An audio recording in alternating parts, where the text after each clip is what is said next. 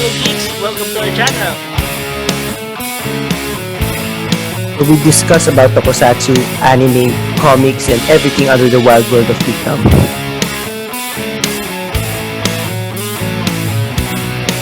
My name is Jomar, My name is Migs. and you're watching Geeks Outta Nowhere! Geeks Outta Nowhere! Hello guys, once again and welcome to another episode of Geeks Outta Nowhere. So, Migs, how was your month of October? Saglit lang naman yung period na ito yung recording natin na nakaraan with Vincent. Medyo madaming nangyari this week. On the top of that,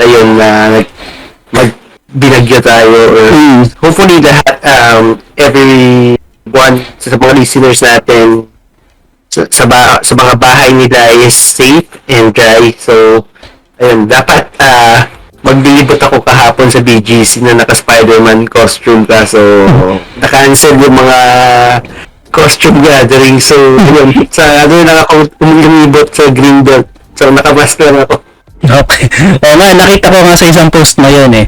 So, anyway, for this month's episode rin, we have another guest and I want to introduce our guest for today, for this episode. So, we have our president of the United Kendo Federation of the Philippines and also a avid Star Wars fan. Yun. And we're also going to find out kung ano pa yung mga kinahihiligan niya na mga geeky stuff that we are personally I'm itching to know. So yun. Also, and he's one of my very much respected senpais in our Kendo Dojo. And sige, without further ado, we welcome for this episode Mr. Kristopher Inting. Hi, Coach. Can we also call you Kutch? Yes. Okay. So, aside from that pala, Kutch-sensei is a 4th dan in Kendo and he's one of the head instructors now of our Kendo club. And syempre, kaya siya nandito ngayon is we're going to talk about Kendo in the Philippines. So, yan. And of course, before we start our discussion, Bigs, patiin mo na rin natin yung mga viewers and listeners. Hello guys. First of all, happy Halloween sa lahat. So, I hope kahit may bagyo is hindi sana apektuhan yung Halloween experience nyo. So, kahit naman yung walang parties, I think pwede naman manood ng scary movie sa bahay. Pwede rin makipag-bonding sa mga loved ones. Ayan, especially this past Halloween ata nagpalabas ulit si Kabayan Noli De Castro ng kanyang Halloween special. Ito kanina. Ayan. Okay, going back na. Coach, hello, may mga idadagdag ka pang intro about yourself kung meron. Yeah, thank you for the nice introduction. Just nothing to add really. So let's start the discussion. Okay. Kutch-sensei, siyempre, tanong na rin natin, what is Kendo pala specifically? Ako, personally, I know what is Kendo because I'm also practicing it. Pero for our other listeners na hindi familiar, siguro, we need to explain what is Kendo.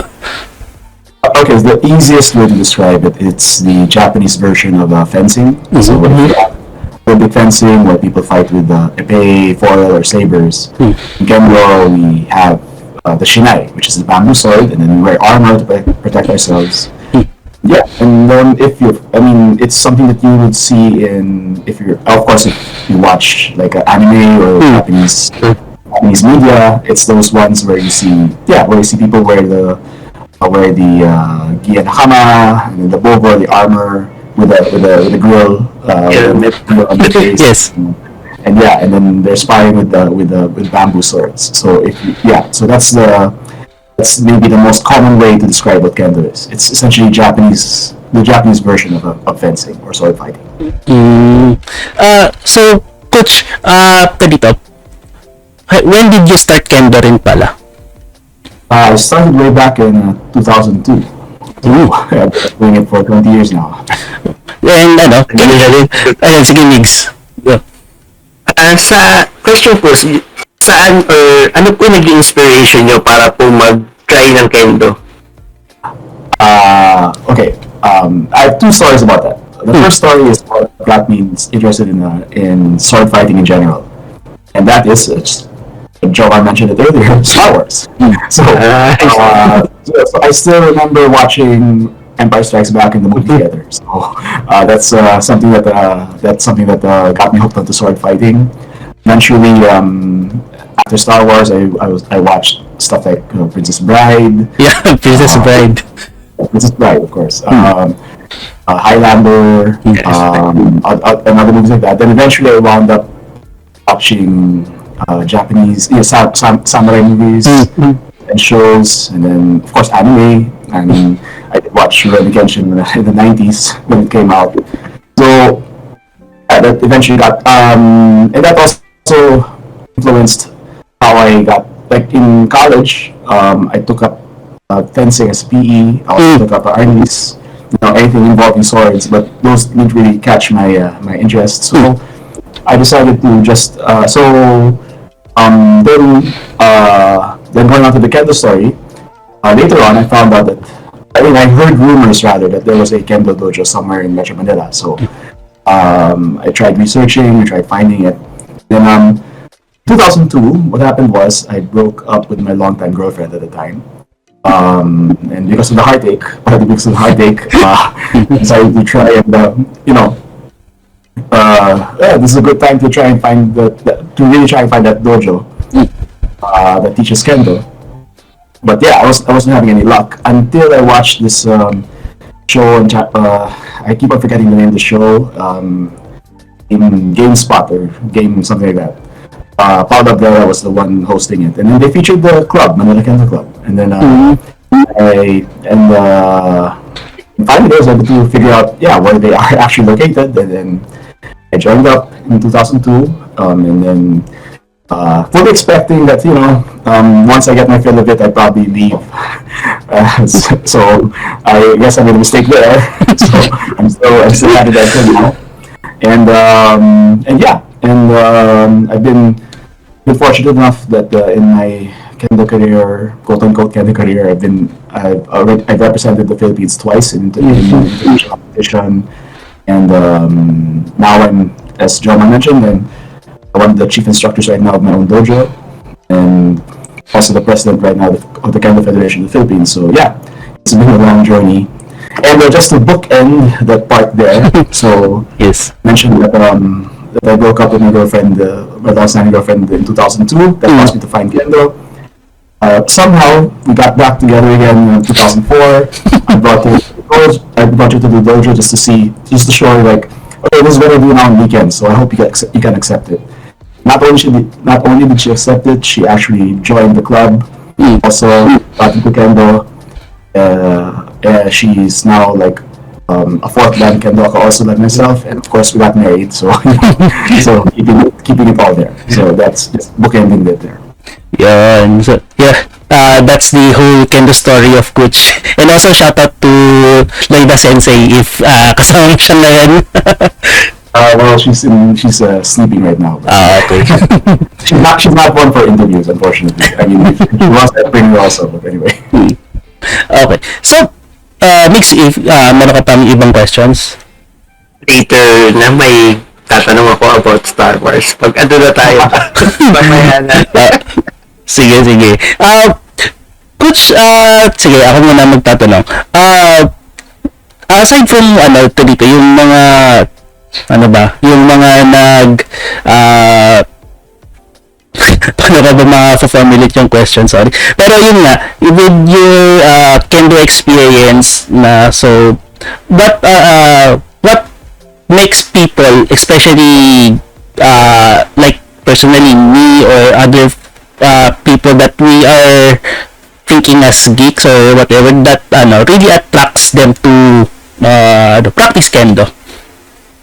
Actually, I did kind of notice that a lot of the Kendo people here in the Philippines are actually pretty geeky people. Yes. We come from backgrounds that are usually non-sporty. Actually, think about it. Like drummer, you're an engineer. Yep. Myself, I mean, my bachelor's degree was in molecular biology and biotechnology. Lloyda, my wife is a chemist. So yeah, I mean, we come from, generally speaking, we do come from, from technical or highly technical or highly backgrounds that involve, a lot of studies, and even in our other pursuits, we do tend to be kind of geeky. I guess the one thing I guess that you might say that maybe attracts people like us to Kendo is for one is the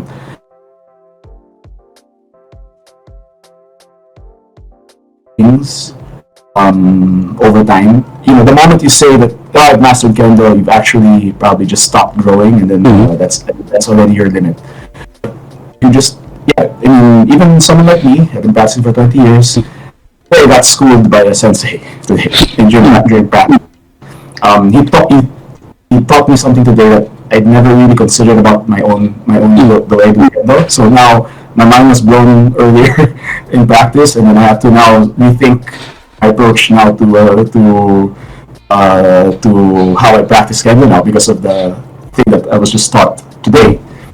So there's always room for self-improvement. There's always room for picking up new details, and Kendo itself is a very meticulous art in the sense that you have to do things properly. You have to do things a certain way. Well, not necessarily a certain way, but there are things that you have to keep in mind. Every time you try to do a move, you try to execute a maneuver. While everybody does it differently, because of course we're all different. You have this baseline that you have to stick with, and the way you mold your Kendo to that baseline, I guess that's something that I think attracts people, because again, you're trying to modify something that's generalized to your own way, into your own path, and then you develop it from there. So yeah, I mean, yeah. Ultimately, it boils down again to self-development. You just keep on developing, Yes. and I think that inspires a lot of geeky people, I suppose. And I think Kutch-sensei, to add to that, kasi yeah, because of it attracts a lot of quote-unquote geeky people, dito. And then it's also other people, parang they want to experience another culture. Some people want to experience another culture. Hindi naman syempre matatag natin yun as cultural appropriation or whatnot. Pero for me kasi, iniisip ko is that I want to practice Kendo in a sense because I want to experience Japanese culture per se. And then through practicing Kendo, doon ko na experience yung somehow the essence of a part of the essence of the Japanese culture. And then syempre from there on, I met friends who have same interest, and at same time mga pareho rin ng hilig or hobbies. And then I think what really stuck me with Kendo is the people din naman na nakakasalamuha ko doon, and that includes you to Kutch-sensei yeah, and other people like Lloyda sensei, and syempre our friends in the dojo. Yeah. That's actually, I didn't want to mention the Japanese culture thing because I was thinking that a bit too obvious. So thank you for mentioning it. Well, of course, the caveat there is that it's a very specific subset of the Japanese culture. Actually, there are a lot of Japanese people who consider Kendo people in general, even Japanese Kendo people, to be a bit weird. But I guess that's part of the geek culture also in that sense. True, yeah, masasabi nga natin weird, pero yeah, it's dito, it's part of our expression na rin. Ayan. So, ano pa kaya masasabi natin? Well, for me, ako, yeah, to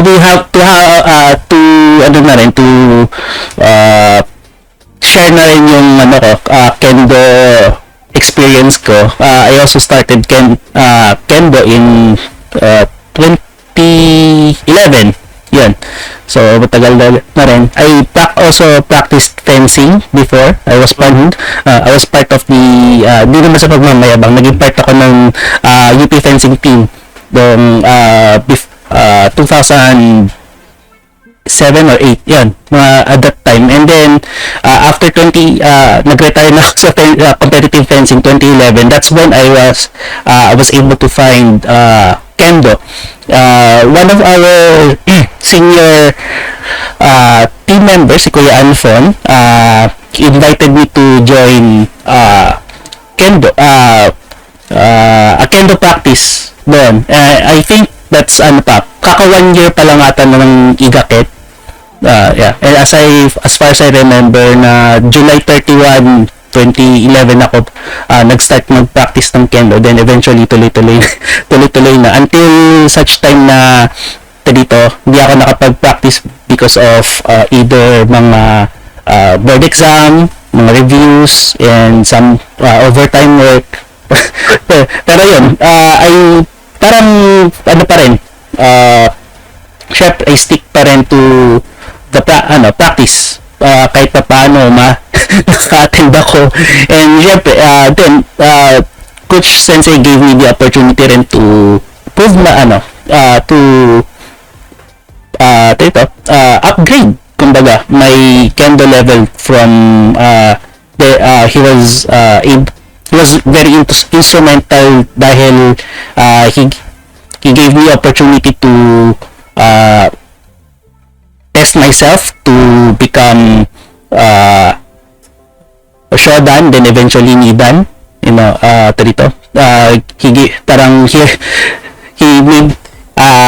gave me the confidence na pwedeng sige, mag-test ka na to check if you're going to become a black belter. So yun, and yeah, eventually I was able to pass second dan. I think 2013 ata, 2014, kasi 2013 yung first take ko ata ng di ko na alam ata na yung dates ko. Basta first dan ko around 2012, tama ba? Ayan. 2013. Yun, sorry. 2013, first dan ko is 2013. Bumagsak ako ng yung first take ko ng second dan, bumagsak ako, pero eventually pumasa ako. 2015 na ata ako nag-second dan. Past second dan. And also dito ko rin na kilala yung wife ko, si Ice. Yan. Si Ice is also sleeping na rin. Yan. So, yan. Mix, siguro ma-ask mo na yung question. Shoot na yung question. Just to dispel a certain maybe people might expect that, you marry a kendoka, no? No, yun. Lang, dito. Yes. Anecdotal lang yung cases namin ni Kutch. It's lang. Nataon lang. Dating app ang Kendo. Hindi ganun yun. Yes. Buti nilinaw ni Kutch. Thank you, Kutch-sensei. Needs. Ayun, Coach, tayo, Sir Kendo, yun, punta naman tayo sa other part ng mga geek stuff. So, you mentioned earlier na big fan kayo ng Star Wars. So, recently, I think kahapon lang na-release yung bagong series sa Tales of the Jedi, which is excited na akong panoorin. I think it involves a lot of lightsaber fights. So, question ko po, sa mga recent Star Wars movies or series, ano po yung pinaka-gusto nyo or pinaka-favorite nyo na lumabas recently? Among the recent ones, actually my favorite lightsaber scene was in I forgot the name of that series. It's the one where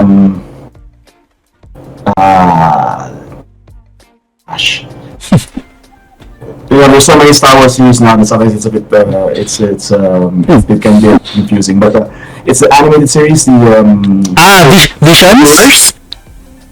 Sorry, Clone Wars, the Visions? Visions. No, it's the one where you have that Ezra. Rebels. Actually, I watched the series myself, but then there was that one episode where Obi-Wan and Darth Maul had that final. Where they Gusto ko din yun. So that's my favorite among the latest series. That's my favorite lightsaber fight because in a very significant way, there was a lot of the samurai aesthetic actually in that duel where they were they were psyching each other out first, and then it's only when they both kind of lost their composure a bit, it's when the actual fight started, and then the way that Obi-Wan basically switched stances to Darth Maul into a sense of overconfidence that he would win, and then it turns out that Obi-Wan was actually that he was actually enticing Darth Maul to do the same move he did with Qui-Gon Jinn, and then Obi-Wan anticipated that, turned it against him, and won the fight. And then the actual fight was like what, 10-11 seconds, and it's mostly just boxing ring. So Short fight lang siya. it was a short fight, but very, very meaningful. Yep. For me. And again, it mirrors a lot of what we do in Kendo. In the sense that we try to psych out our opponent before we fight, before we actually try to execute the maneuver. We have a concept of what's called seme, which means that we are applying pressure. We're trying to force an opponent to do something. Whether the most powerful, the people who can do similar very well, actually force their opponent to do a move that they can anticipate, which is essentially what Obi-Wan did with Darth Maul. He forced Darth Maul to make a maneuver which he could anticipate and use it to win the fight. So, yeah, for me, that particular fight that particular fight really had a lot of the samurai aesthetic and Kendo, Kendo that's in it. Anyway. Actually din dito, it's also para kasi diba that's also part yung part na yan ng Rebels is going towards na sa the prequel trilogy. No, sorry. The original trilogy pala.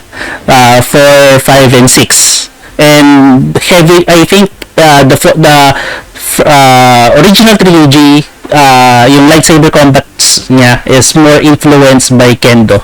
And actually there's a documentary nga in I think it's pinalabas yun after the showing of the episode 7, and dito yun nga i-feature nila yung lightsaber combat, and I think they also think of Kendo as one of the basis of lightsaber combat during the shooting, creation of episodes 4, 5, and 6. Yan. So napaka dito maraming influences of Kendo in Star Wars na we can really pinpoint as what Kutch-sensei has stated kanina. Ang daming mga aspects of Kendo na doon nakapasok sa Star Wars, which is really interesting talaga for us Kendo practitioners. For us in the know. Yes. Ayan. So, Kutch-sensei, aside from those things sa Star Wars, and you also mentioned that you're also dito yung other Japanese anime or movies that influenced you to practice Kendo. Ano yung mga na yun? Aside from, I think, you mentioned earlier, Rurouni Kenshin, and siguro yung mga movies. Ano yung mga movies na napanood mo that also help you to to be influenced and practice Kendo? Oh, of course, the Kurosawa movies are just really. Seven Samurai was like. Yes. I watched it. I first watched it when I was 14, I think. So I managed to get a copy of that at a relatively early age, and then I managed to watch it. Like Sanjuro, Yojimbo first, and then Sanjuro. Those movies were like really influential, I guess, in my interest in getting into trying to find Japanese swordsmanship. But of course, watching movies and watching anime about Japanese swordsmanship is really different when you actually get into the dojo. So there's a world of difference. But Yes. yeah, I mean, as I tell people, I don't mind what causes you to start kendo. I mean, you can start kendo because of media. I just hope that like someone like me, for example, my reasons for staying are different from my reasons for starting. So Yes. that's the thing I tell people. That it's okay to start whatever reason you had. It's okay to start. You can do that reason, but to continue and stay in kendo, you have to change that reason eventually. Yes, that's true.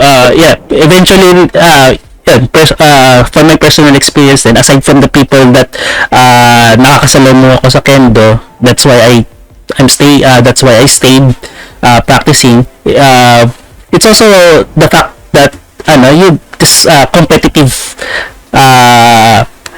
your competitiveness, and also your chance to as what Kutch-sensei said earlier, the chance to improve yourself through the practice of martial arts like kendo. Yun na yung nagiging reason ko kung bakit ako bumabalik din and practice kendo. Kahit na sabihin natin na maraming matagal na ako hindi nag-practice, and at the same time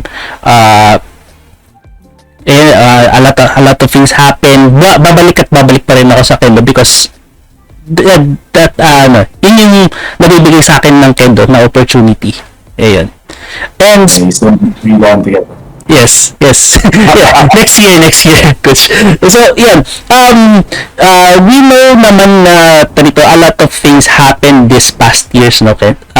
Coach Sensei, especially the pandemic, no. Gaano pala kahirap yung pinagdaanan ng, I think, for based on your siguro knowledge, yung pinagdaanan ng Kendo community for during this pandemic. Well, of course, the number one issue is that during the pandemic we couldn't practice. At the height of the pandemic, we're still in the pandemic, of course. Yes. At the height of the pandemic, we couldn't practice face to face, and that's the biggest thing about kendo. You can't. It's difficult to practice it without facing someone because you have to be able to read a person's reactions and all that. I mean, that's all part of the sparring and training process. So I just find it lucky in that sense that the various clubs managed to survive even through the pandemic. When most of the clubs reopened earlier this year,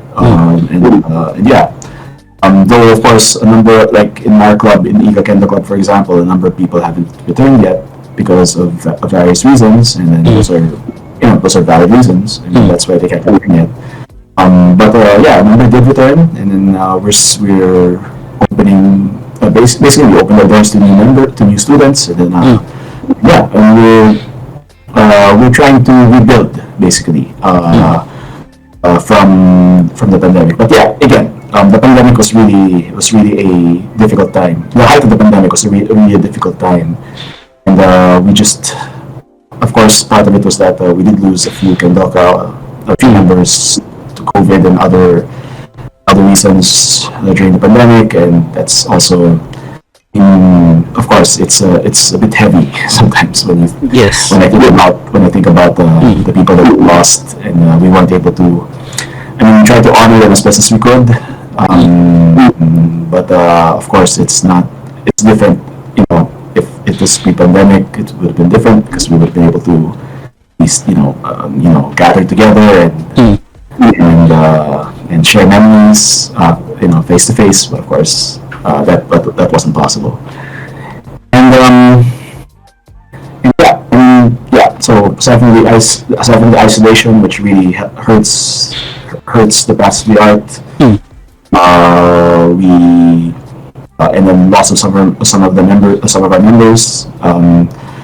We also, the biggest issue also is the lack of activities, general, because as a federation, as a federation of a quote unquote sport, you have to be active. Otherwise, there are things that are not open to you if you're not active as a sports federation. So there are also things that we had to try and work around during the height of the pandemic to try to do things so that we can be at least active in some way. We tried online lectures about kendo for a while, some online presentations rather during the height of the pandemic for other organizations like we were doing seminars on through with the help of the Japanese embassy consulate in Davao, for example, and things like that. I mean, in general, the height of the pandemic was really a problematic time for us. Yeah. Pero from at this point in time, we're starting to getting back to our generally we're getting back na rin to we're getting back to our old we're resuming our di naman always we're resuming our practices and getting to practice a lot, pero syempre we're still practicing under the new normal, kumbaga. Yan. Pero yun nga, we're restoring some parts and activities na rin. Unti-unti na rin tayong nakakabalik, pero in aspect with the new normal kasi I think we're practicing still with masks on, face masks. Yeah, we have to practice with face masks. Again, part of the safety issue. I know that there's been an EO sign that masking is now considered to be optional, but even with something like that in place, I mean, personally, I still would advocate mask wearing during practice because of the safety. This is not a normal situation it's not a typical situation for people, for indoors. So I would argue that it's still an important part of the safety features for kendo while we're practicing under pandemic. So we should still be wearing masks. So. Which makes things much difficult to yes, much more difficult in practice. I tell you, it's not something that even if I've been practicing for a number of months with a mask, it's not comfortable. Yes. It really hurts with breathing. So, yes. Yeah, it's something that we have to. But in terms of safety, I think we really have to keep on wearing masks during practice. My personal opinion. Yep. And that's still shared by the All Japan Kendo Federation, which still requires masking at least during their events. They do require masks to be worn during their events. Yeah, okay. Mix, you have questions then? For me, I think I'm all good with my questions. I'm happy with the Star Wars. Sige, going back to other things aside from medyo nakaka-depress yung tanong kanina, sorry. Pero dito, going back to other things like syempre Star Wars and are you also familiar with some of the Japan manga series na featured kendo or something? May mga nabasa ka na bang ganon? Let's see. Musashi no Ken, that was a long time ago. You can't ask me to relate to the stories anymore. Because it was a long time ago. I did read this manga that I forgot. Kurogane? Yes, Kurogane. We're very familiar with it.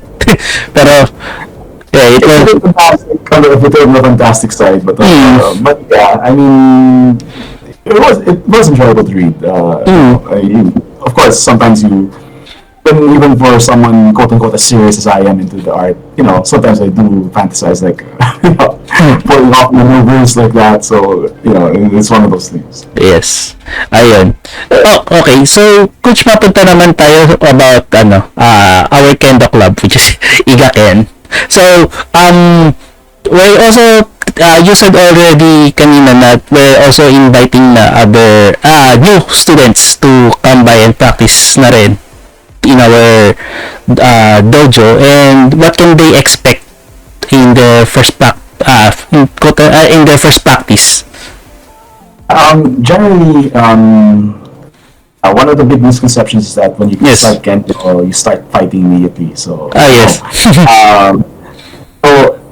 Like with any art, I suppose, you start with the basics. And then in Kendo, a big part of the basics is the what they call the Reiho and Reigi, which is essentially the etiquette portion. Kendo is big on etiquette because as one of my old teachers used to say, without the etiquette, Kendo is just monkey sitting with sticks. So a big part of Kendo is that you have to know how to greet people properly, how to enter the dojo properly, because without that, you have to show respect first to the practice of the art, to get into the proper mindset of practice.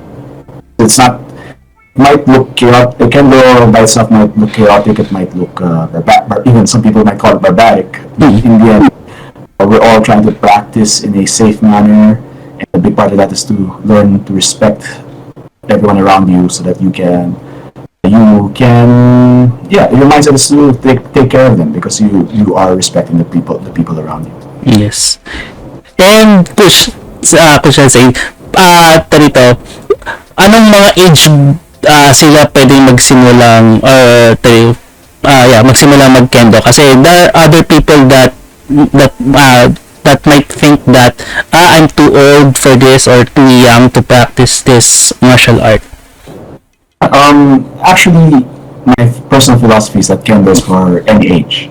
I wish I started younger. I started at 6. That's something that that's actually that's the average age, I think, when people start Kendo here in the Philippines, because usually when people start Kendo after they get a job, because that's when they're able to afford the equipment without having to ask money from their parents, for example. So that's the thing there.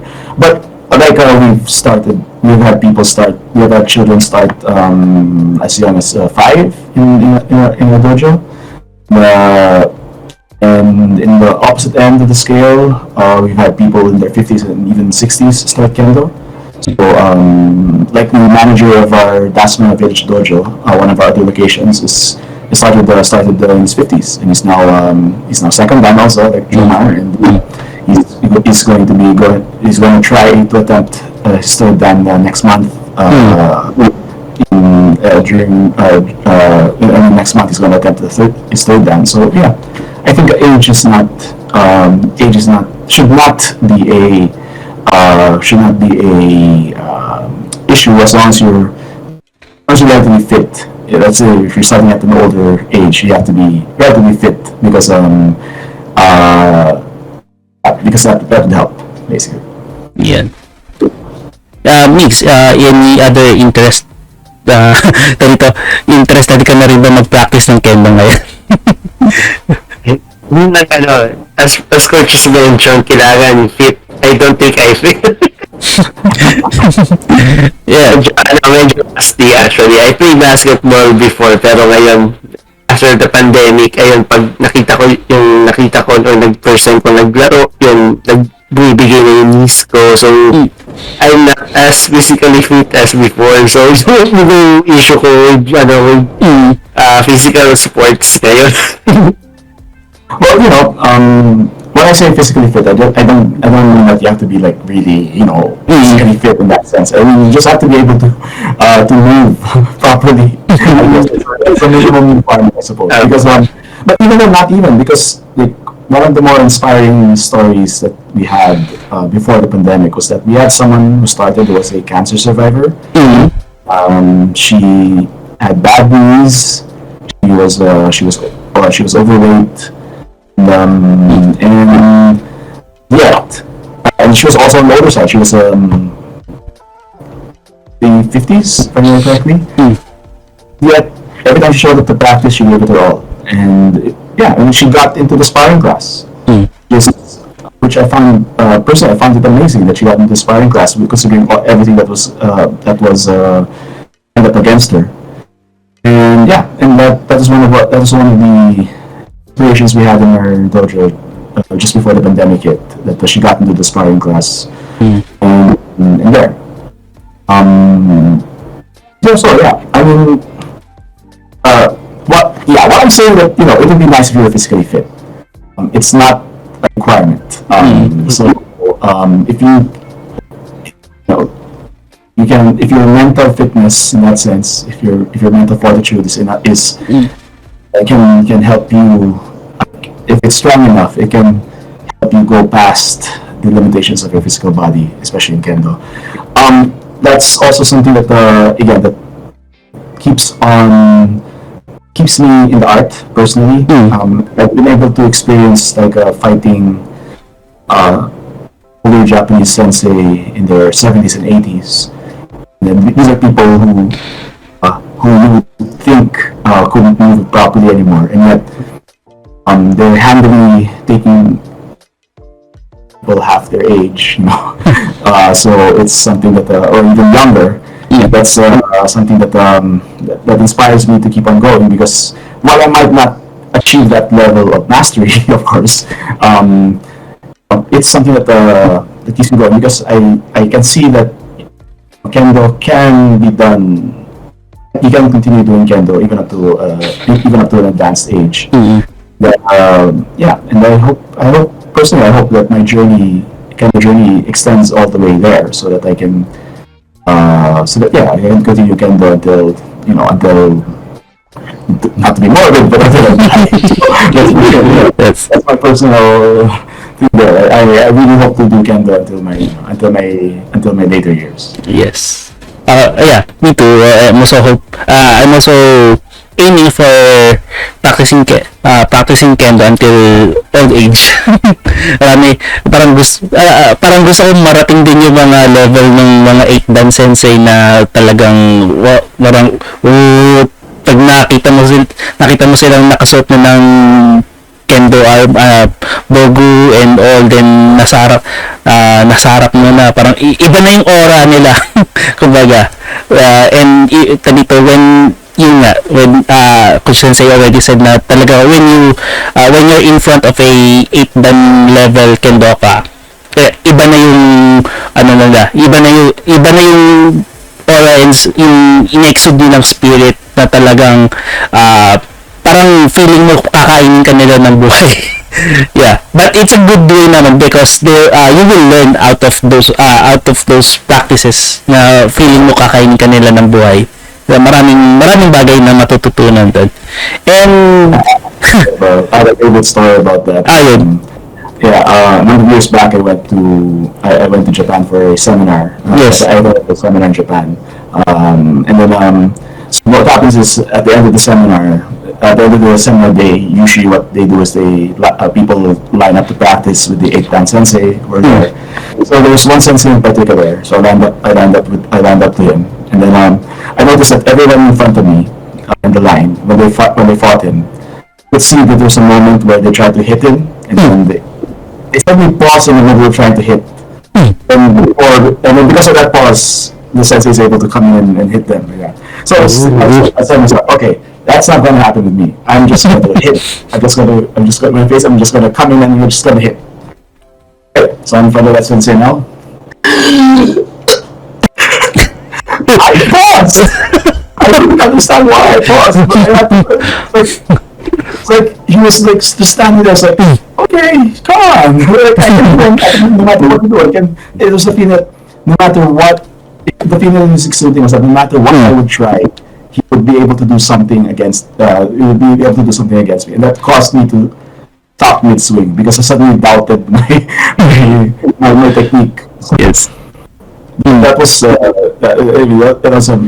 another mind blowing experience for me that I fought I fought someone like that, and I learned some important lessons from him that day. So that was Wow. just yeah.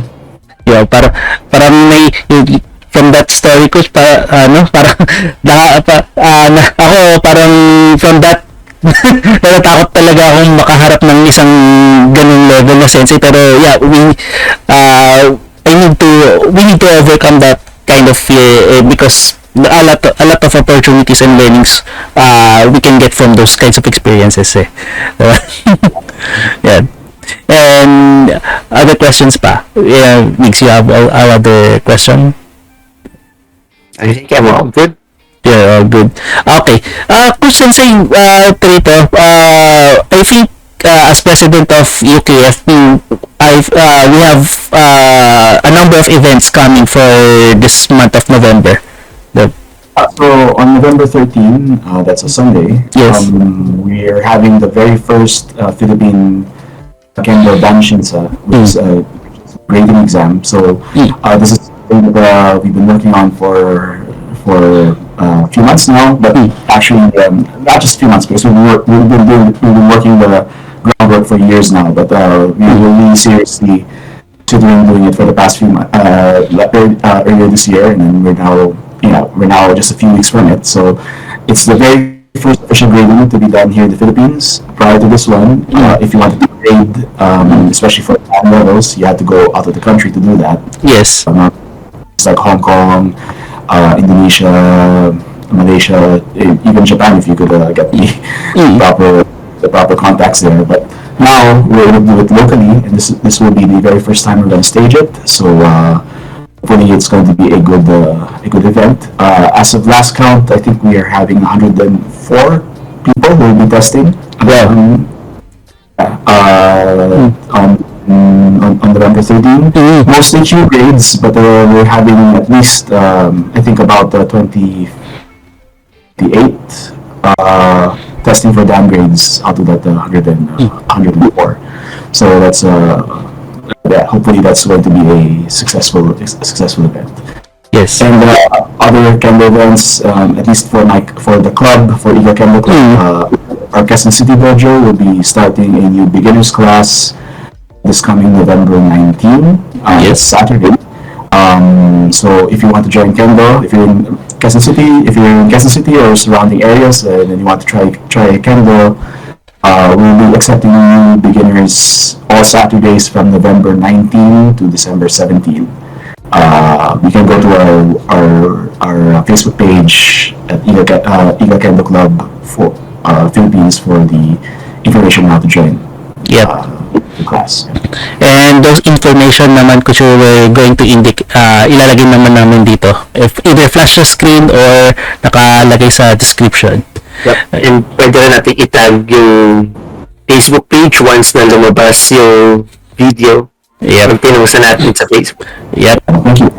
And with that question, I think Tarito, we're also going to siguro by next year, no, if possible, kaya natin magkaroon ng Kendo tournament. No, definitely. Well, I mean, I can't say definitely 100% because I might not be president next year, but we'll see. The elections are also next month, so we'll see if I'm still president. But even if I'm not president, I will still be lobbying that we should the Philippine National Kendo Tournament. That's something that, of course, that we had to stop during the pandemic. But we're going to have to shoot that next year at the very least, because in 2024 we are actually now qualified to join the World Championships, and so we need to start local tournaments so that we can prepare for the for the Worlds in 2024. Yes. Ayun. So, Kutch-sensei, dito, parang exciting na ito. We're going to be part of World Kendo championships or in 2024, no. And I know for a fact na tinrabaho yun ng UKFP under your administration, so thank you very much for the hard work. Personally, yun yung aking gratitude na because we were able to uh, pursue these kinds of endeavor because of the hard work that everyone in the Kendo community had put on, especially you, Sensei. Thank you. My one regret is that I will not be able to compete. Yun lang. But at least you will get the opportunity to go to I don't know anong isa na ata yung venue, Italy? Milan, Italy. Yeah. Yun. So yeah, I also wish na makasama ako, pero yeah, let's see. You have a year and a half to work on. So Yeah.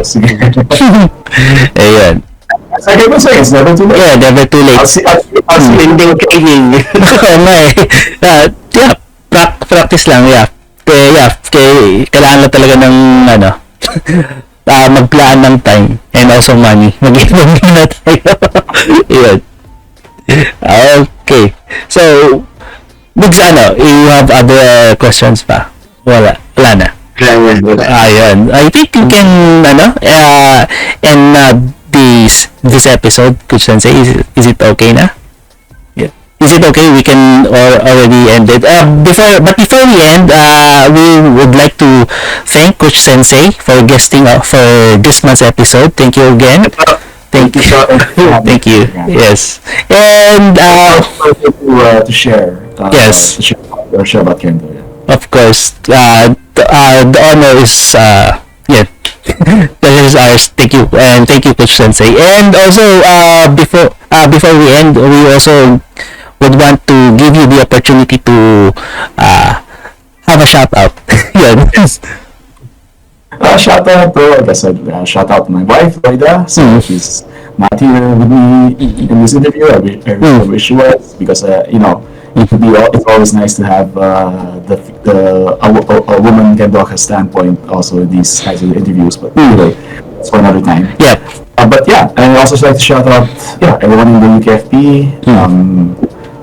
Hopefully we'll be staging a nice event a successful event rather next month. So here's hoping. And of course, shout out to everyone in Iga Kendo Club, my club that I help run. I'll see you guys in training. Yes. We'll try us to come together and get better in Kendo. Yeah. And also, I would also add dito shoutout na rin kay Josh, kasi he's one of our avid listeners, viewer din. Okay. Yeah. So, hi Josh. Yeah. And he's also he's going to take Yondan exam this month. Next month, yeah. Yeah, next month. So, yun, we wish you luck, Josh. Sana makapasa ka ng Yondan para kahilera mo na rin sila, Kutch-sensei, sa practice. Yun. Yeah, it's getting long in the front line, so yeah. Yeah. Yeah, Biggs, ikaw, you have shoutouts rin, diba? Yes, sa akin, just a short shout out to my girlfriend, Kata, for giving me this wonderful Spider-Man mask na sinusuot ko around sa mga balls lately. So, thank you. And thank you for laging kapag-support sa aking mga hobbies and stuff. And also, a big shout out to our friends na hanggang ngayon nakikinig pa rin and looking forward sa mga episodes natin. And I hope you stay safe and dry ngayong, lalo na ngayon, malakas ang ulan. And for my part, shout out to my wife, hello. If ever, you're also an avid listener of this podcast. Thank you for your support. Also, thank you to our friends who are also listening and watching this via either Spotify or YouTube. So thank you din sa support.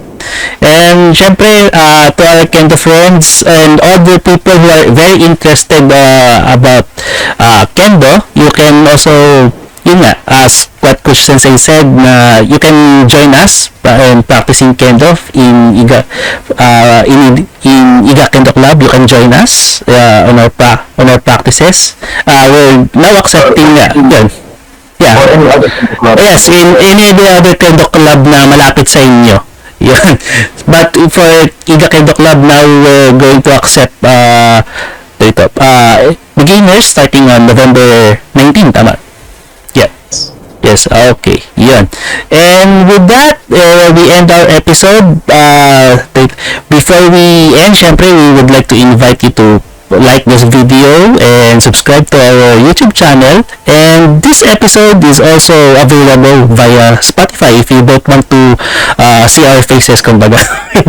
Yung makita mo, kung may ginagawa kayong iba, you can also listen to us via Spotify or to any other apps that provides your podcasts.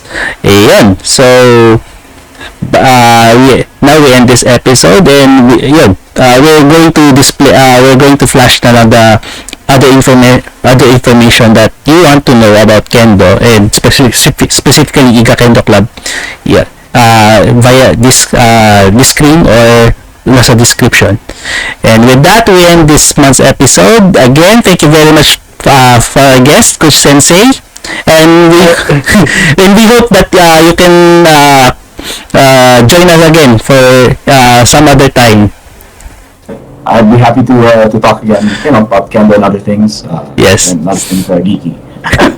Thank you very much again, Kutch-sensei, and and with that, we end this episode. So please subscribe again, so you can also join us and wait for other episodes that will come. And with that, my name is Jomar. My name is Migs. And we have Kutch-sensei here. Hello, Kutch, you can also join us in saying this, no? Geeks Out of Nowhere. Okay? Okay. And one... Yan, sige. Marami na tayong sabi.